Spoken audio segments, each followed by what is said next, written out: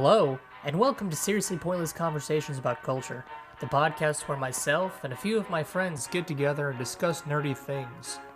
Just a reminder, if you like what you're listening to, please subscribe to Seriously Pointless Conversations YouTube channel, or you can find us on your favorite podcasting apps. Thank you for your support.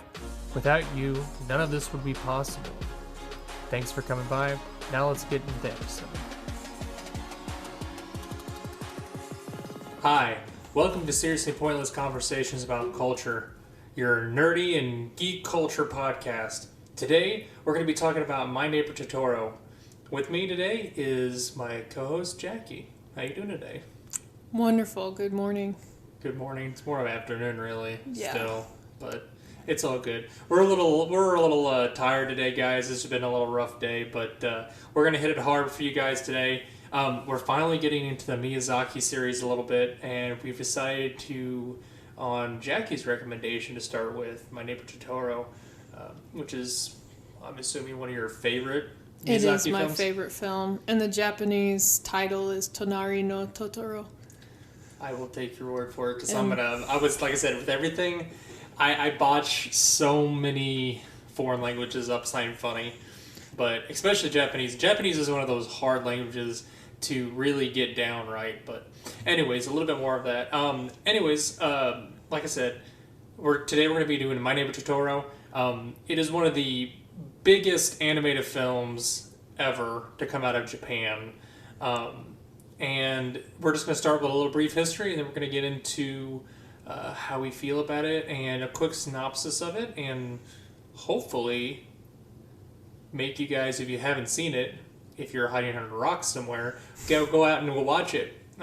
So starting off, this was Studio Ghibli's second/third release. It was kind of a weird thing. It was originally released on April 16th, 1988. It was the same year as The Grave of Fireflies, which is actually the second/third film, I guess you would put. I don't know. They were supposed to dual release because it was that part of a release deal.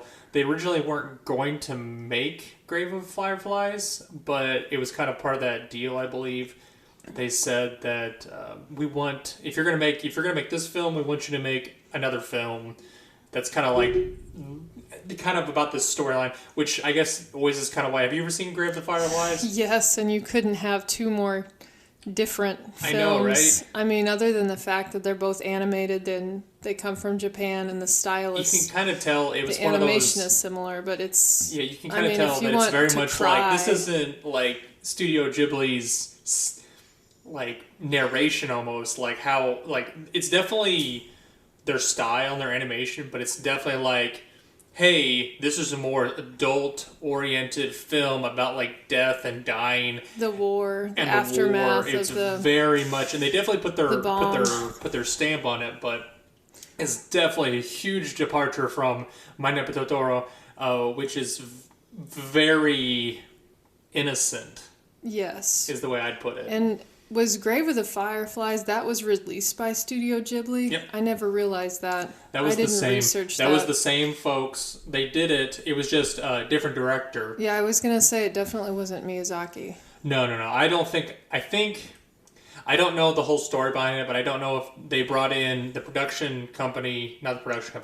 the distribution company basically brought in their own director and put him in to work with Studio Ghibli or not to make Grave of the Fireflies and direct it, or if it was they chose somebody in-house to do that, because like I said, it's a totally different like style than anything that else has really come out of Studio Ghibli. Even Legends of Earthsea, which is Miyazaki's son's film, it still has a little bit of that quality of Studio Ghibli in it still. Yeah, Grave of the Fireflies, I feel like could easily be live action.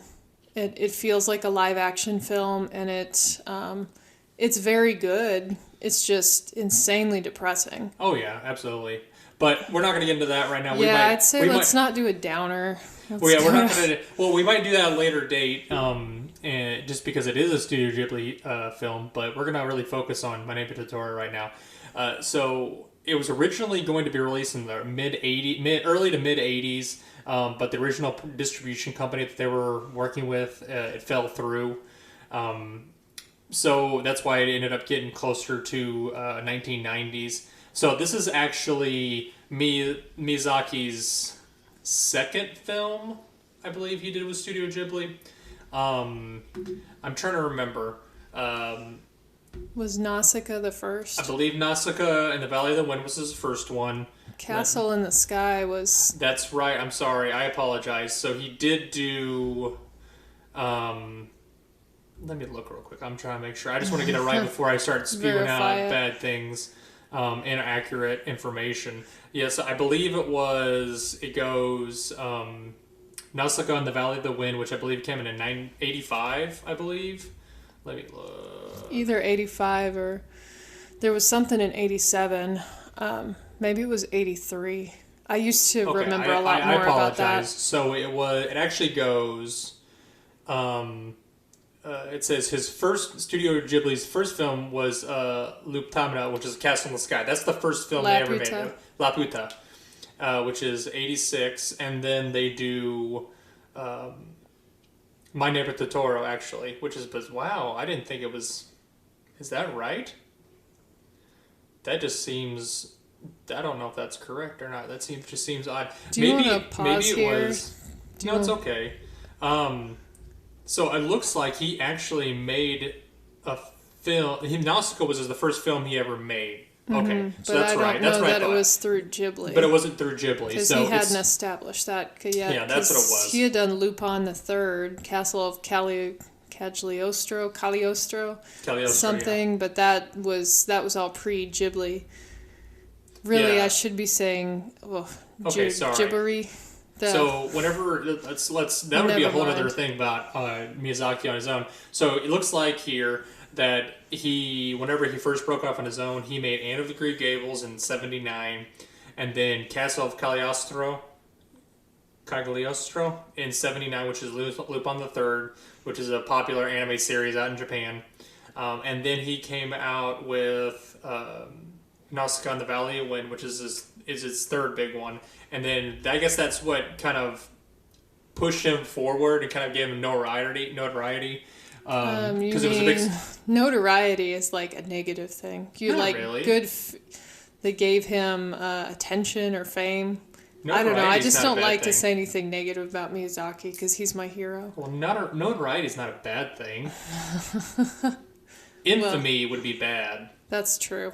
Notoriety is not a bad thing because basically you're getting noticed. That's all it is. That's all it means. Okay, I always attached a negative connotation to that, but anyway. No, anyways, so whenever he made that last film, Nausicaa and the Valley of Wind, which is when I guess they formed Ghibli. Studio Ghibli, which is they made their first film, which is Laputa, and then they made the duo release of My Neighbor Totoro and Grave of the Fireflies. So anyways, kind of getting to it, it looks like, so whenever they released this, I don't think they really understood the big and commercial success that they had on their hands at the time. Because they're looking at it and they're thinking, oh, it's just going to be, just like any artist doesn't think, that this is going to be a big breakthrough thing. It's just a kid's film. They pour their heart into it, and it's anything. And just so happened that this really connected with Japanese audiences before it came over to the U.S. even, and the world, before it was distributed worldwide. It was so big. So just kind of put this in perspective. When it was initially released, it took probably, I would say, like I said, so it looks like here almost 4-5 years before it was released worldwide. Probably, I think, because that was when they did. I just know that they did the English dub in I think I wrote it on there, but like the English dub came out in 1989, so they actually got the English dub off the ground pretty soon, and then like on like VHS format, selling it like by 93. So I mean, as far as worldwide, probably in that time frame. So you probably wasn't saturated into the world until about 93, really, and so that's when you really see the explosion outside of Japan.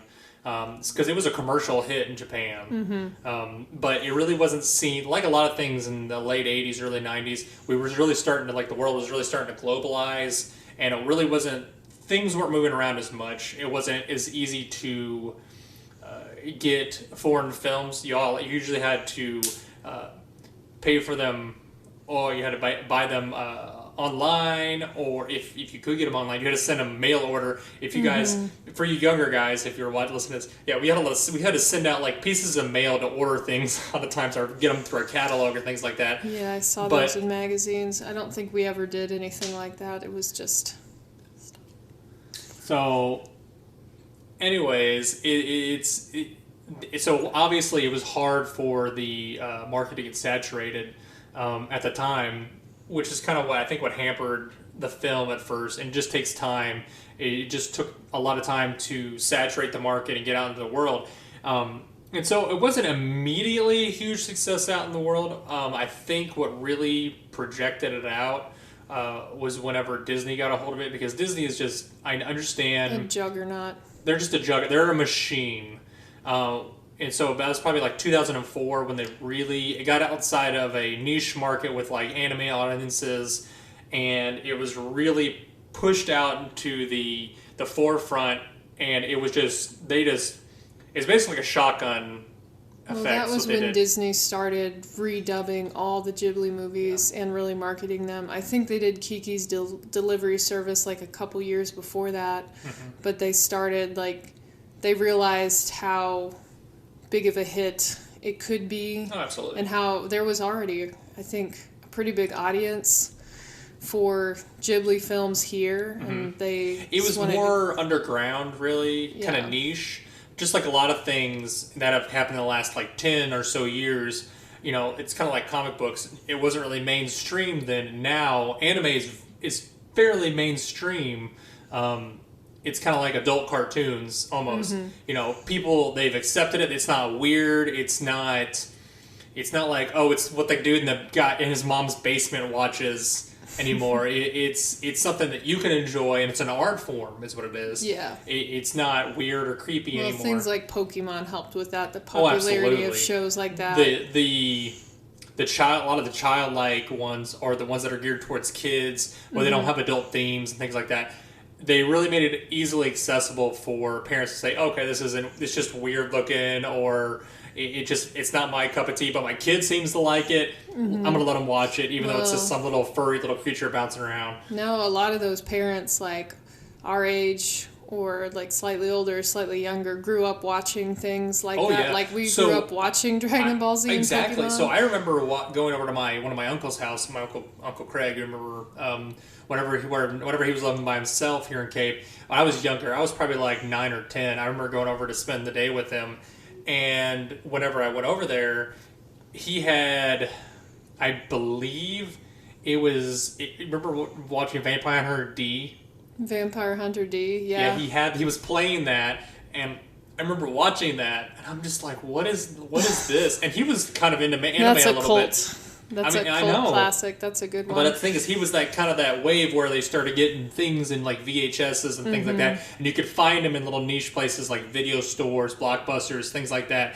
And you really kind of started to see that wave of Japanese animation coming over into the U.S., and it picked up a lot of steam. It was starting to pick up steam there, but it was still kind of niche at the time. But anyways, so back to Totoro. No, it's okay. After it's kind of saturated the market, which is really why it really picked off. And so if you look at the total revenue just from My Neighbor Totoro, I'm talking box office sales, DVD sales, and merchandise. You're talking about $1.4 billion. And that was back in 2017. That was the last recorded figure that they had. So that's an insane amount of money from one specific property for such a small studio. And I think that's what really funded the lifetime of movies that they've made, honestly. And Totoro's their mascot. I mean, exactly. He's on all the Ghibli films at the beginning. The thing is, it's a dual thing. It's because I think it's so near and dear to Miyazaki's heart. And also the simple fact that it was such a hit. They're like it's almost a Japanese way of saying thank you to an idea. And that's something that you don't see a lot in the U.S. culture. It's more of like I'm the person that made this. I'm the figure that made this, and I'm going to slap my face on this. Japanese people, they don't really do that. They do it a little bit, but they recognize more of the creative idea of it. It's kind of like with Nintendo. They thank the creative genius behind the guy that made Mario. I cannot remember his name for the life of me, and that's okay. I'll think about it later. But they say they almost hold it up with a sense of reverence, almost, and say thank you for providing for us, kind of thing. It's more of a creative idea, which is kind of an interesting concept. Well, I guess originally like Walt Disney and Mickey Mouse. I mean, Mickey Mouse is still the poster boy for Disney. So I mean, absolutely, other cultures do that too. And just to varying degrees. It's a different kind of degree. I don't know as much. I've never been to Japan, and I don't know a lot of Japanese people well, so I couldn't speak to that. I just know what I've seen and what I've observed. But yeah, I would agree in a way. Totoro, Ghibli, yep, beautiful thing. I'll stop interrupting you. Continue on. Okay. I want to hear more about the history. You seem a little tired, but just to put it into perspective, so you could not put a footnote in here. There's a really interesting idea. So whatever, kind of going back to the dubs and things like that. I can talk about that. I know you did. You can. Do you want me to tell you about it? Because sure, I was really upset about that. Tell me about it. I know it's kind of one of the things. It doesn't really bother you because I had never seen these films when I was younger, so I don't have the emotional attachment that you do. Yeah. Well, and we'll get to the synopsis of what happens in the film for, I guess, the poor people that don't even know what we're talking about. But yeah, originally My Neighbor Totoro was dubbed by Searchlight Pictures, which that's Fox Pictures became that. It was I think it's a sub company of Fox. What I read online was it was in 1989, so like the year after. They had already dubbed it with an English cast, the English dub. They were showing it on airplanes. And then by 1993, it became part of Fox Properties, and then they were releasing it on VHS. And that's how I saw it. It actually came from the library, our public library, and my mom got it. Support your local libraries. Yes, amen. That's where I saw a lot of wonderful films as a child because my mom would take us there. And she got that one. I think just the cover looked interesting. She didn't know anything about it. I was really little, maybe like 5. It was before I was in school, and I watched it, my brother, my mom, and I, and we all loved it. Like, it was amazing. And that dub, the English dub, is the one I grew up with, and we watched that movie over and over and over again. Loved it. But from what I was reading, actually a really good article online, and I forget the author's name, but I think his first name is Ben, and he talked about A Tale of Two Totoros, and how now basically the only version you can get is the Disney one that was redubbed in 2004, and they cast big names like Dakota and Elle Fanning, and I absolutely hate it. And I think he mentioned to the author that he didn't like it much either. I don't have anything personally against those actors. About the author of the article. The article, okay. Yes. And I grew up watching the Fox version, and I know you actually bought me the DVD Disney one. Yeah. It's been a while ago, but I tried to watch it in English once, and it just... I'm sure the nostalgic value is gone. I bet you can find it around on YouTube and things like that. Here's the thing. After Fox lost the rights to it, because, it's like a certain time frame, I believe it was, I think by 2002, they had their rights, expired to the property, and Disney took it over. Disney bought it. And so now...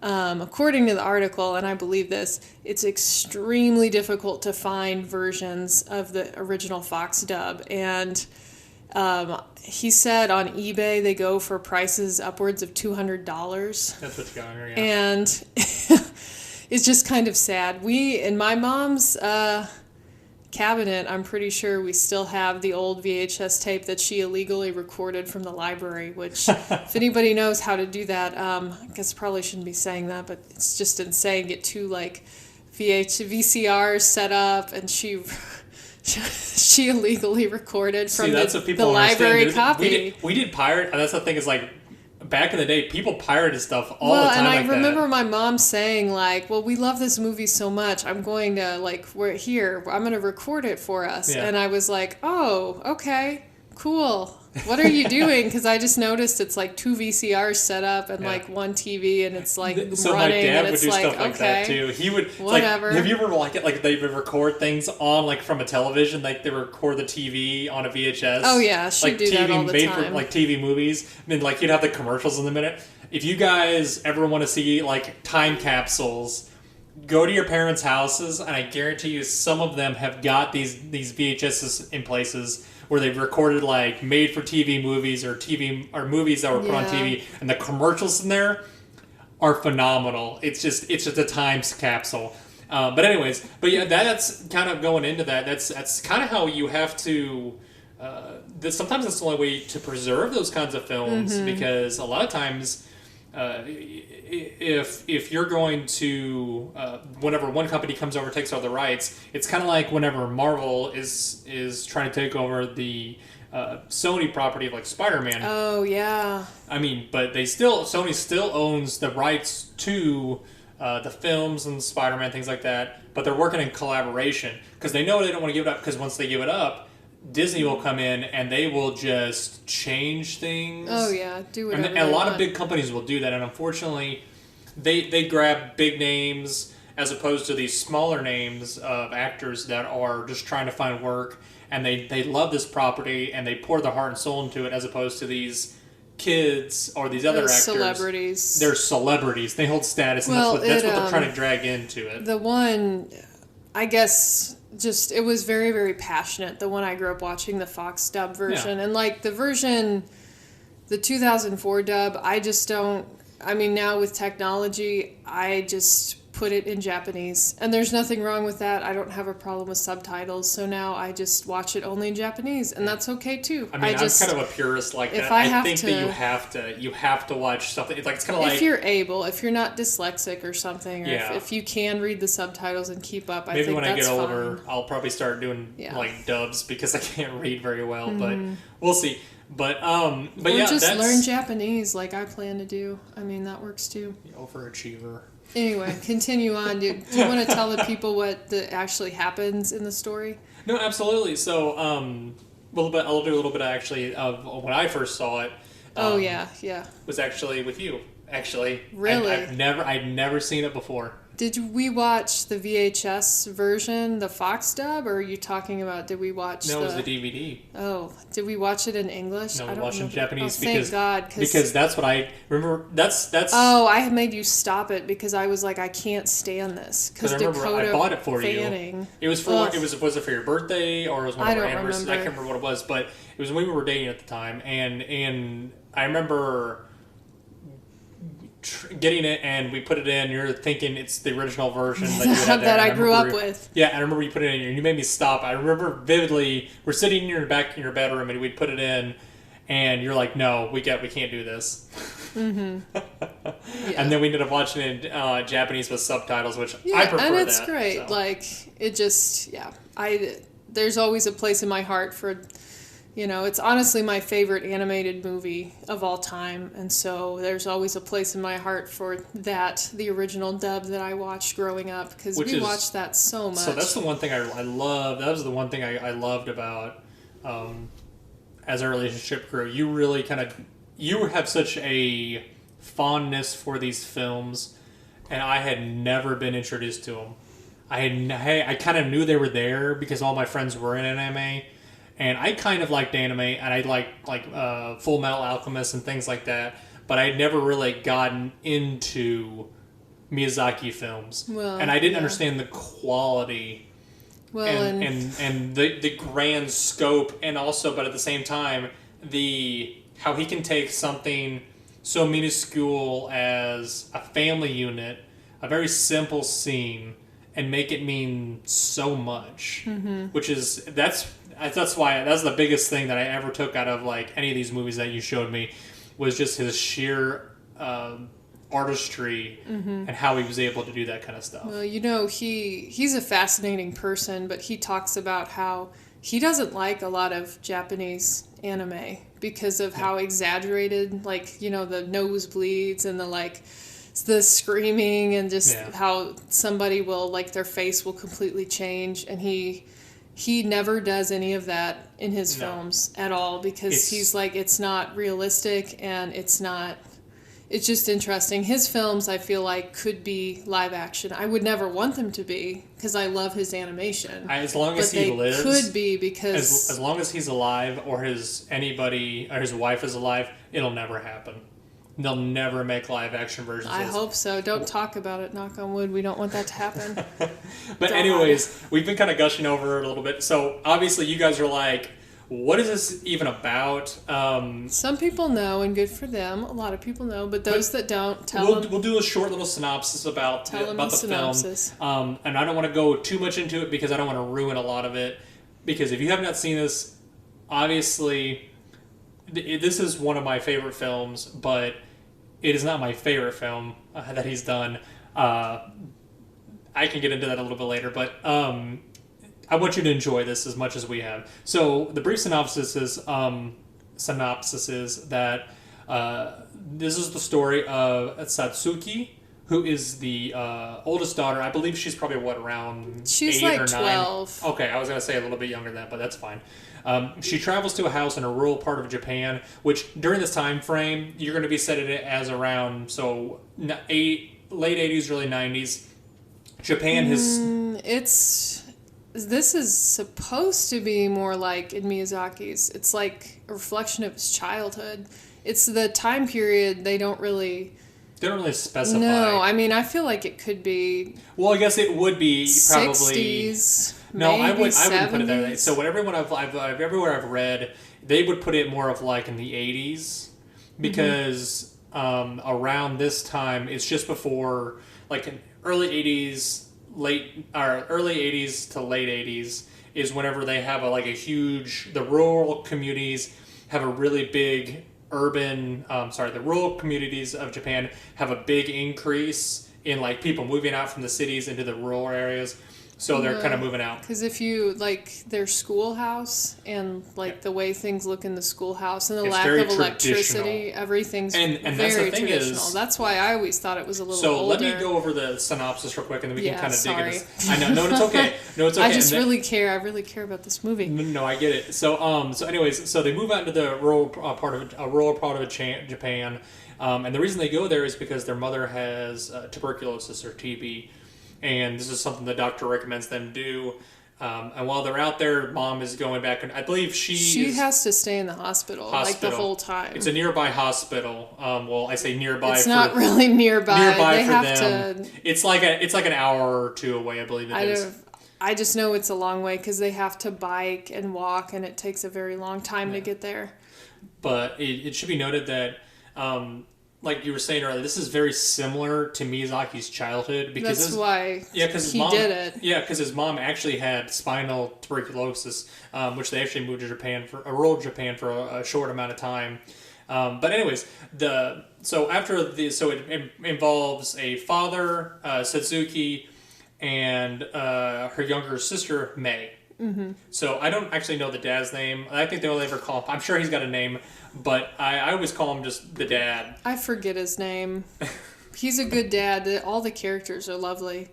But yeah, it's Satsuki, May, and their father, and then their neighbors. Yeah, I'd have to look it up. But anyways, so once they move, his name is Tatsuo, yeah. Tatsuo, yeah.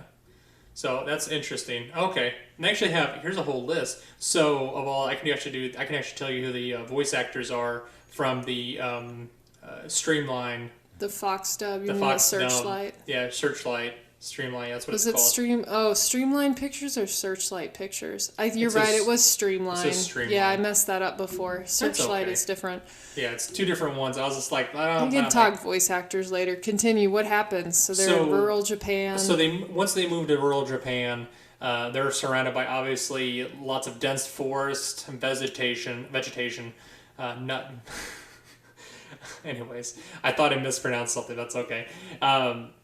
So they move there, and obviously their dad is kind of consumed about trying to take care of them and making sure the mom's okay. And there's a lot of times where the dad is working and he can't really pay attention to these girls, and so they kind of go off and start to explore on their own. Mm-hmm.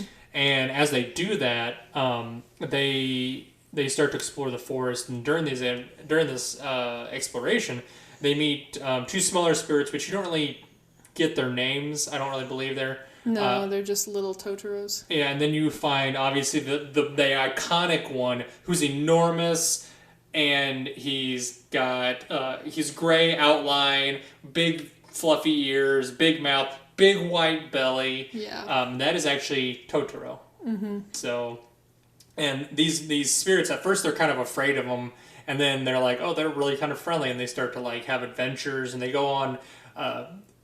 I guess you would call it very childlike adventures. They're not. There's no real point to them other than it's just exploration. It's more of an exploration kind of thing. And so as they go on these adventures, they meet a few other spirits, kind of like soot sprites. Little soot sprites. The cat bus, which is another big iconic one, which is bizarre. It looks like a caterpillar cat. Yeah, he has multiple legs with a bus on its back. He is like his whole body is a bus. Yeah, that's what I'm saying. It's like the compartment for the bus is like in his back, but it's like sprout. It's weird. Yeah. It's really cool. And you never really know like the way it is. It's so like magical fantasy, but you never really know, is this really happening or are they just imagining it? And I think that's the beauty of it. Exactly. And like with every kid, I mean, because you try to remember whenever you tried to play imagination. I always called it playing an imagination, but you always kind of imagine playing imagination. So it's like, what is really going through your mind? It's like, you can never really tell what's going through a kid's mind, even though, like they'll tell you what they're playing. And you're just like, I have no idea what you're talking about. It makes no sense to what you're saying. Like, it's almost like at a certain point in your life, you kind of forget how to do that. And it's really interesting. So it's really interesting to watch this as opposed to being a kid. You're just like, man, like you're like, oh, what's going through their mind? Like you said, is this real? Are these spirits actually coming to befriend them in their time of need, or is it just more of a flight of fancy, essentially? Well, and you mentioned their dad. Their dad is wonderful. He's never I never remember him being real stressed or upset looking, like concerned during the whole movie. Well, he's not really. He definitely doesn't show it, but I think it was a different time period too that kids were expected to entertain themselves because he works from home a lot of the time, and he is, like, I remember Satsuki goes to school, but Mei is staying at home, and she keeps running up and putting little flowers on his desk while he's working. And then she eventually goes off, and they call it, in the English dub, the camphor tree. The giant tree, that huge one. Which is where Totoro and the two spirits Yeah, that's where Totoro lives. But Mei, I think Mei is the first one who goes off by herself, and she's the one that discovers Totoro. And one of my favorite parts when she crawls up on his stomach and he's sleeping, and she wakes him up and just like, he's like, she tickles his nose, and then he looks at her and he makes this huge roar, like, roar, and then she just roars back just as loud, and his eyes get huge, like he's just shocked, and then he smiles, and then they like cuddle, and it's just precious. It's literally like a 5-minute scene of them just doing that. Well, and it's beautiful, and she's tired, and she just like snuggles down on his stomach and sleeps, and he just kind of looks at her, and I think then he goes back to sleep, and she eventually wakes up, and she's not because she runs all the way to like the base of the camphor tree, and that's where she falls through this little like pit and ends up like with Totoro. And then when she wakes up, she's just like on the dusty ground and like further away from the tree, like, what happened? It's like, did he pick him up? Did he bring her out there? Yeah. It's just like, you always have these kind of like thoughts of like you always said, it's always kind of like, he has that fine line of like, is it real or is it not? And Satsuki doesn't meet Totoro until the umbrella scene in the rain when they're waiting for their dad. When that, just so many beautiful scenes. She gives him the umbrella and Totoro is just like, because he's wearing a leaf on his head. And it's like, well, that's not very effective. And then when he hears the drops on the umbrella, he loves them. He's like, what is this? It's so many good scenes, but I guess we don't want to ruin that. Well, it's a very childlike kind of reaction, is it not? It is, yeah, the way he reacts to things. And then there's the dream scene, too, where they come at night. And just going to spoil the whole film for you. No, that I could, but no, I won't. Do you want to mention at the end when it does get dramatic? Like it does at the end get dramatic whenever... You explain it. Well, May, they get a postcard or a telegram about their mom at the hospital and says she's sicker. Mm-hmm. And it's really not... It's not as dramatic as they make it sound like, but they don't know that. They think that their mom is dying and their dad is at work in the city. So it's just them with their neighbor. They just call her Granny, but she's like this kind of scary looking old woman who's really sweet. But they're out picking vegetables and they get that telegram, and May decides she is going to take this ear of corn to her mom because it's going to make her better. And she's not in school yet, so she's like 3 or 4. She's very little, and she just doesn't get it. And in her childlike mind, she ends up like running off to try and get to her mom. But like we said, the hospital is it's far enough away that it's very dangerous for a little girl to go off like that. And they don't realize that she runs away until it's slightly after, and Satsuki is very upset, takes it upon herself, like, I made her run away because she yelled at her, like, don't be stupid, you can't go by yourself to mom, blah, blah, blah. But then the whole, like, village, everybody's out looking for May, and they're looking through the water, like, in the ponds, like, did she drown? And they find a little shoe, and it's like, oh my gosh, is it hers, is it hers? And Satsuki's running around looking everywhere, and she sees when she gets there they found the shoe, and she's like, no, it's not hers. And it's like, oh my gosh, it's huge relief. And that's eventually where they meet the cat bus. So I think the cat bus comes up to Satsuki, and then they find May, and then they get to go see their mom through the bus. And they find out that it's not as bad as they thought it was. Yeah, but like with everything that a child... Mm-hmm. They make it sound like their mom is dying, and it's like everything that a child deals with. It's always it's kind of like it's kind of like our little guy this morning. Everything is just like 10 times more. It's always like to an 11 as opposed to like you stub your toe. Oh, he stubs his toe. It's like to a 10. It's like the worst thing in the world because they don't know how. That's how they react. They always think it's the worst possible thing that's going on that time, no matter what it is. And to have that just raw emotion, I guess, is very childlike. Well, and that's like, I keep saying that, but it is true. That's how kids react to things. And that's one thing I like about the movie so much is kind of like you mentioned, so many beautiful, simple scenes. Where with the fantasy worked in, it's just beautiful, but there's so many just quiet scenes. There's so many family scenes, things of them with their dad, just like them really with no their dialogue. neighbors. It's just them interacting with each other. And I did read that Miyazaki, because it's he and his little brother, he thought about making the film with boys.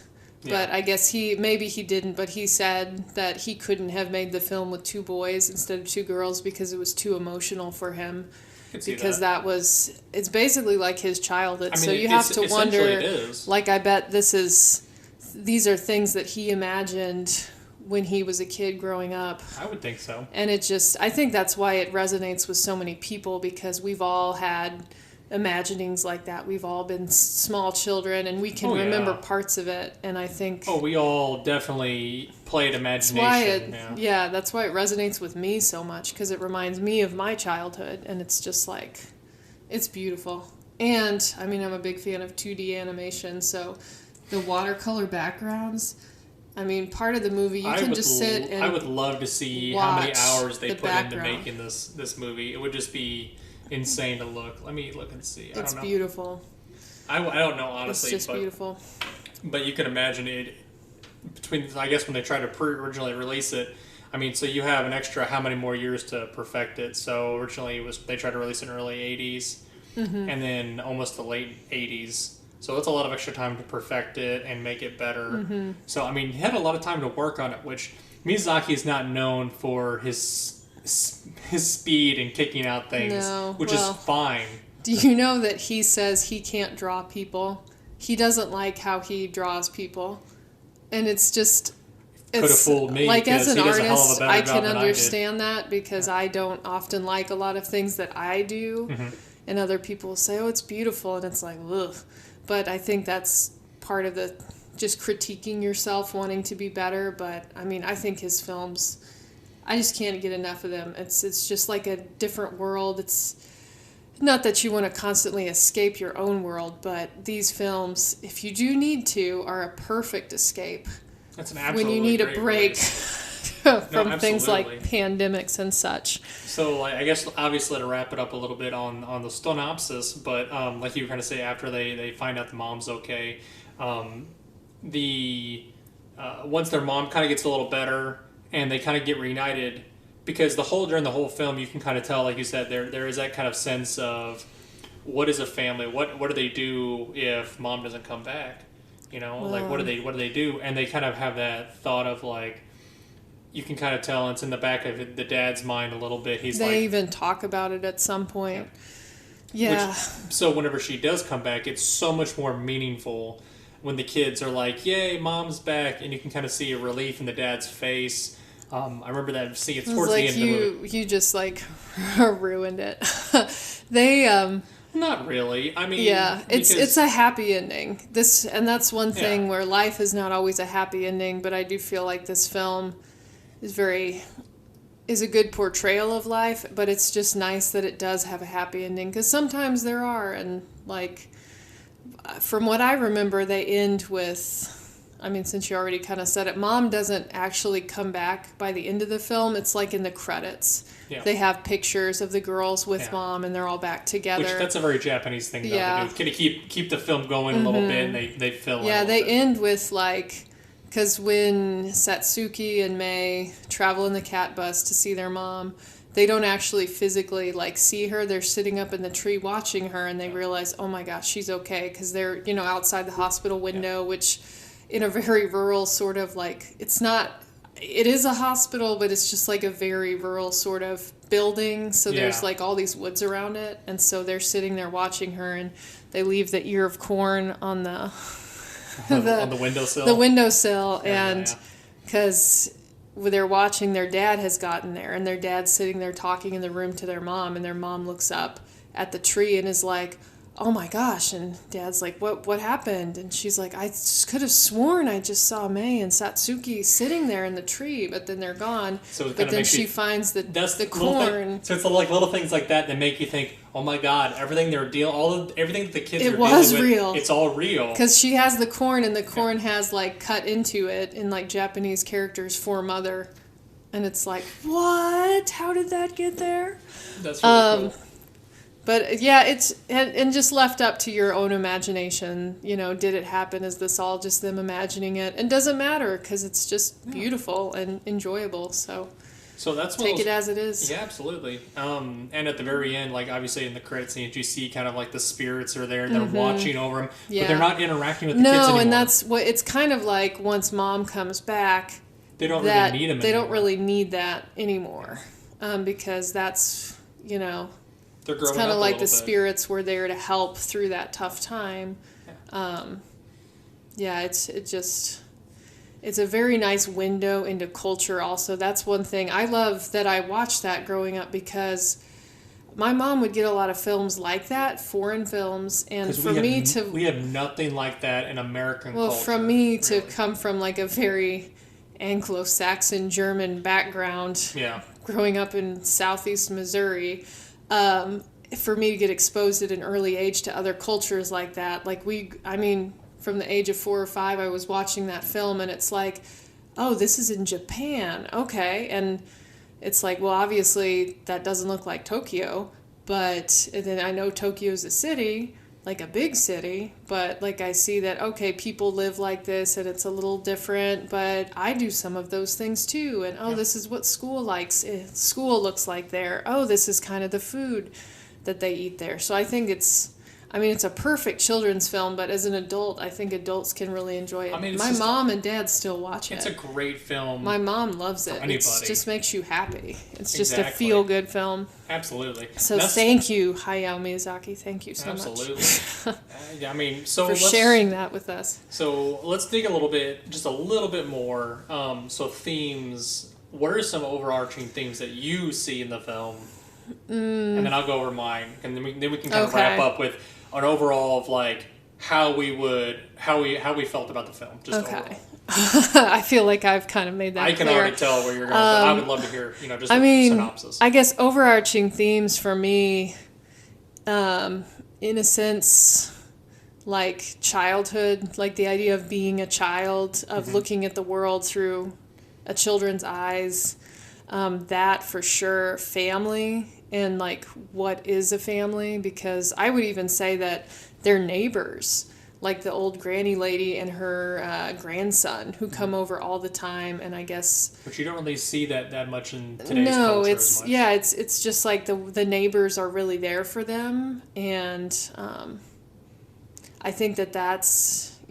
what makes a family, and even you could consider Totoro and the two smaller spirits, and I suppose even the soot sprites, those are all part of the family as well in their own way. But yeah, family, childhood, innocence.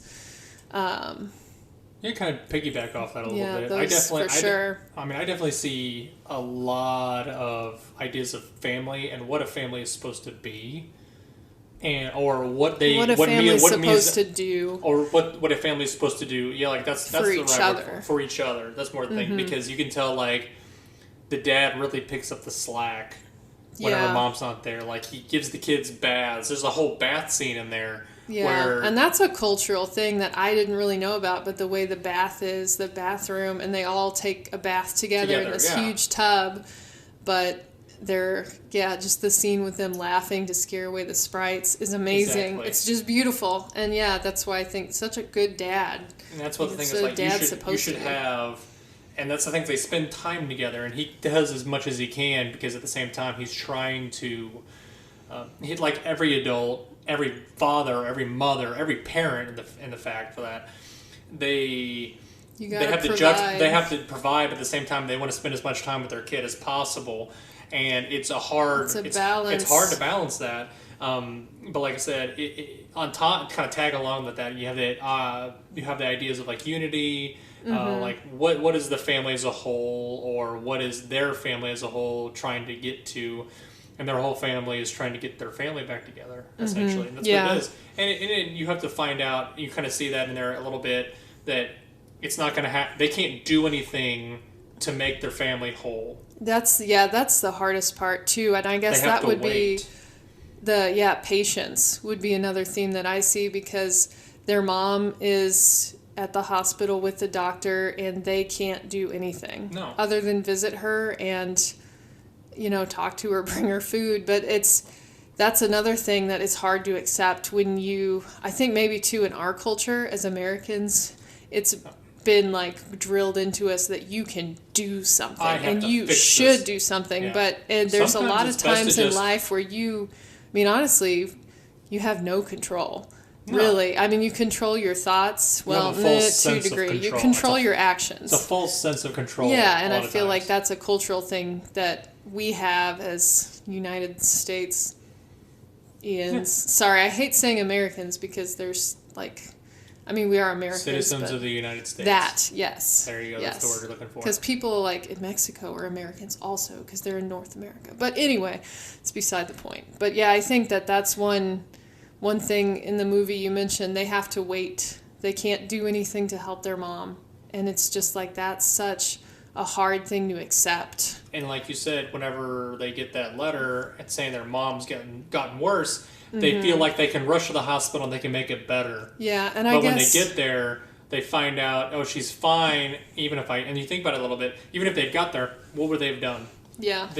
All they could have done is spent time with her. Well, which, in a sense, that could make things better, but at the same time, it's like, what are you going to do? You can't do anything because you don't have a medical license or the expertise to do anything. Yeah, you're a child. Well, and I realized too, the telegram had said their mom was supposed to come home. That's what it was. She was going to come for a visit, and they were all excited. And the letter said, no, she's sicker. She can't come. Yeah. And then they took it as, oh my God, she's dying. Yeah. And which, as a child, you just don't understand things. It's like dramatic. And kind of that's something kind of to go forward with what I got here. It's as children in this movie, they're discovering all these new emotions and ideas and ways to handle things. Coping, and it's definitely one of those, like, they have coping mechanisms that throw in there, like you said, and that's kind of, I feel like that's what Totoro is and the spirits are. Mm-hmm. They're coping mechanisms, like you said. There are ways for them to deal with the grief of not having their mother with them all the time, like they're normally used to. And that's kind of something, comfort. I guess. It's comfort, yeah. It's like an imaginary friend. And I think everybody goes to at some point whenever they lose somebody, or say, maybe not just through death. Or life changes. Or just life changes. Things like kids. It's just like friends even, like maybe your friends move away and you don't or talk your to them as parents much. get divorced. That's a thing that can be really hard for kids to get through. I feel like this movie would help any child. Oh yeah. To kind of have to learn. I know, to learn that you have to learn to be able to cope with the things. Maybe not always like what's going on, because I don't think anybody could ever like what happens in your life always. You just have to learn how to deal with it. And it's the hardest thing I think that people have nowadays, is learning how to deal with it and learn how to deal with it constructively. Well, and I think sadly we have, in a way, technology has made that harder for us because we're used to click, there it is, I get what I want, click, click, click, click, click. Like, I can look up anything I want right now, and it gives you a false idea that life should be that way. Like, if I want it, it should happen now. Instant gratification. And it's like, it's not healthy, and it's not realistic for most people. Kind of going with that. That's kind of like anybody. And that's a very big theme in Miyazaki's films, is simpler times. Simplicity. And I think that's one reason I like it so much, because you know me, I really avoid looking at my phone, and the happier, the less I look at my phone, the happier I am. It's true. Honestly. It causes a lot of stress. Technology, it's a huge help. It's a tool. It's a great tool, that's what it is. But it causes so much more stress. Mm-hmm. So, it's a double-edged sword. It really is. It's kind of like opening Pandora's box a little bit. It's like you get everything you want, but at the same time you get everything you don't want at the same time. Oh yeah. Well, and that'd be a whole different topic. So let's not get on that train. But that's definitely a recurring theme in all of his films, is simplicity. But, I would say that. So to wrap up, what are your overall feelings? Obviously, I'm pretty sure most everybody knows my feelings. How are you going to feel about this? But in a sentence or two, let's hear what you feel about it. Okay. Well, I absolutely love this movie. That is my go-to comfort movie, and I would just say, for me, that's like the ideal way I would want to look at life, and there's so much beauty in it, and it's something that I would love to share with everybody, is just appreciate the beauty of what this film is, and like what a family is, what simpler times look like and could look like if you make a choice to live that way. And just reminds me of being a child, that with the imaginary friends and just the beauty of nature, and then the fantasy worked in. That's definitely more than a sentence. But anyway, I love it. I should never give you a quota on how many words you're allowed to say. No, if it's a Miyazaki film, always do more. Sorry. Your turn. That's my turn? Okay. Yeah, what are your thoughts? My thoughts on it, just overall feelings, is obviously it's one of those great masterpieces that doesn't come along.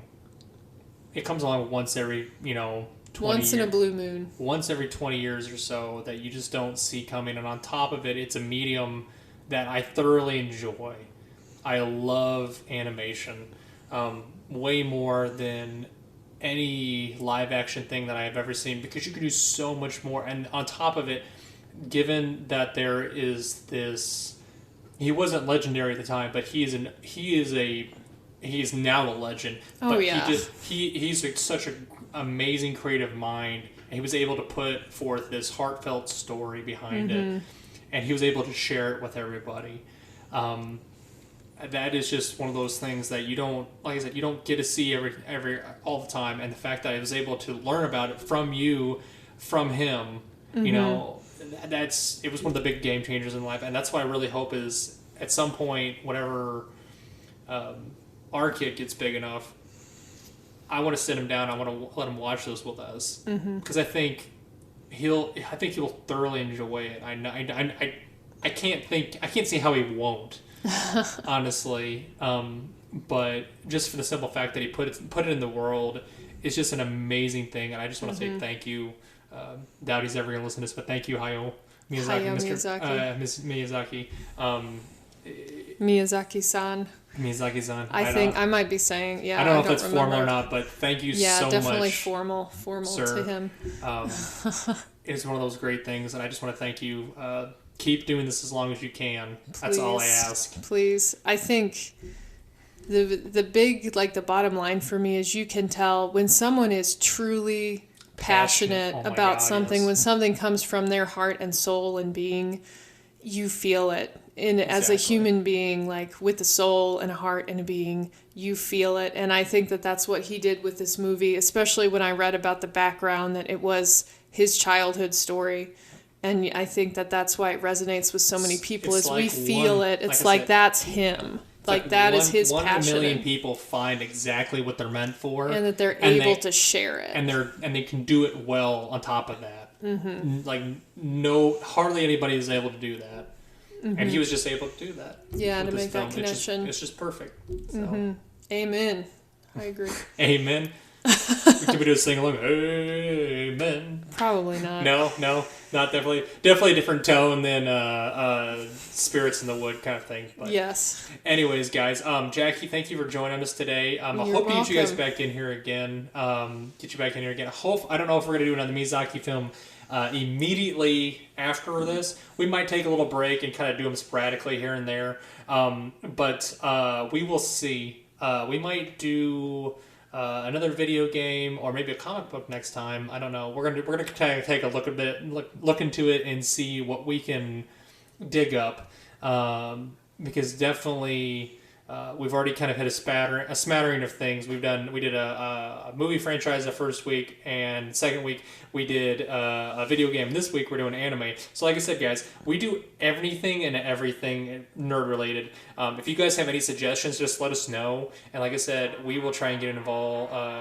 the ball rolling on that. So again, thanks for joining me, Jackie, and let's get out of here. You guys have a wonderful day. Thanks for coming by. If you're interested in keeping up to date with new episodes on our channel, add us on any of your favorite podcasting apps, or subscribe to our YouTube channel at Seriously Pointless Conversations. If you have questions or concerns, please email us at seriouslypointlessconvo@gmail.com. We appreciate any feedback. Thank you for listening to our show.